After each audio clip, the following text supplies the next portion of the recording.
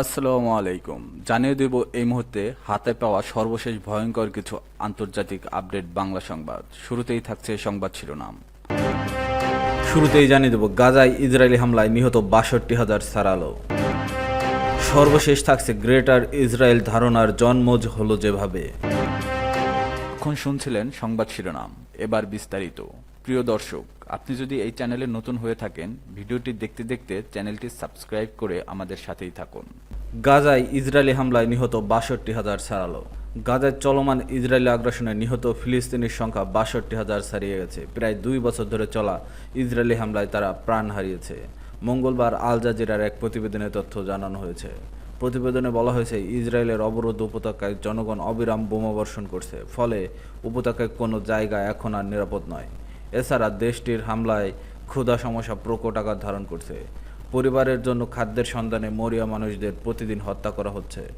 Israeli বাহিনী বর্তমানে গাজায় বৃহত্তম শহর গাজা সিটিকে দখলের জন্য তীব্র আক্রমণ চালাচ্ছে। সোমবার ভোর থেকে শুরু হওয়া হামলায় এখনও পর্যন্ত ৩০ জন নিহত হয়েছেন, যাদের মধ্যে ১৪ জন খাদ্য সহায়তার জন্য অপেক্ষমান ছিলেন। শহরের সাবরা এলাকায় ইসরায়েলি ড্রোন হামলায় সাংবাদিক ইসলাম আল কওমি সহ কমপক্ষে ৩ জন নিহত হন। আল জাজিরার প্রতিবেদক তারেক আবু আজজুম জানান, গাজার পূর্বাঞ্চল টানা হামলা চলছে। ভারী কামান, যুদ্ধবিমান ও ড্রোন ব্যবহার করে ইসরায়েলের আবাসিক এলাকাগুলোতে পুরো ধ্বংসস্তূপে পরিণত করেছে।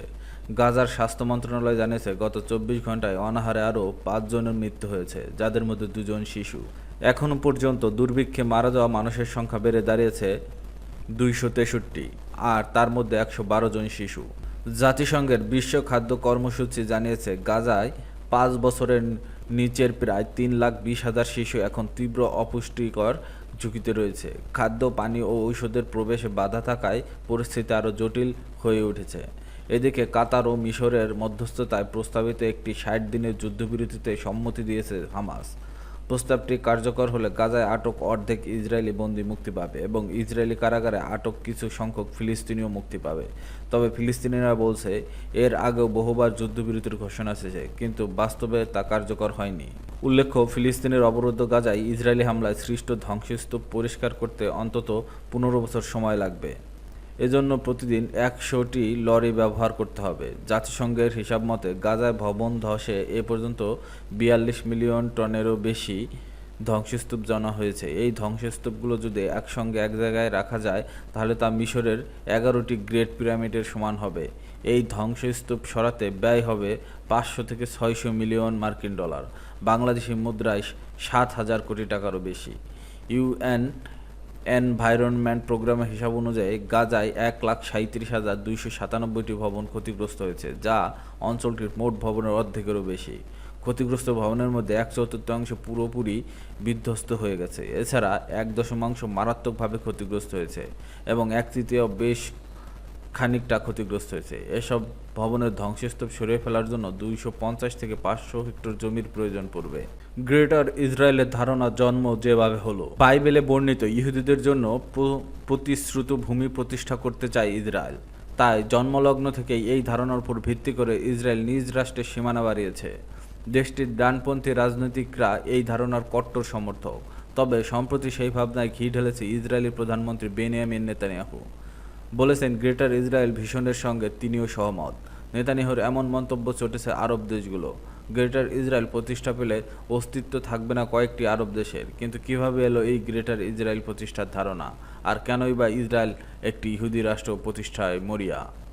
গ্রেটার ইসরায়েলের ধারণা বেশ কয়েকটি ব্যাখ্যা রয়েছে। চরম জাতীয়তাবাদের সমর্থক ইসরায়েলিরা দশকের পর দশক এই ধারণাকে লালন করে আসছে। প্রায় ক্ষেত্রে এই শব্দযুগল সীমানা বাড়ানোর হিসেবে দেখানো হয়ে থাকে। সেক্ষেত্রে ফিলিস্তিনি, লেবানন, জর্ডানের পুরোটা এবং সিরিয়া, ইরাক, মিশর ও সৌদি আরবের অংশ হিসেবেও বিশেষ গ্রেটার ইসরায়েলের অন্তর্ভুক্ত মনে করা হয়।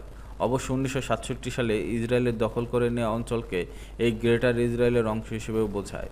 এর মধ্যে রয়েছে ফিলিস্তিন অঞ্চল, সিরিয়া, গোলান মালভূমি ও মিশরের সিনাই উপদ্বীপ।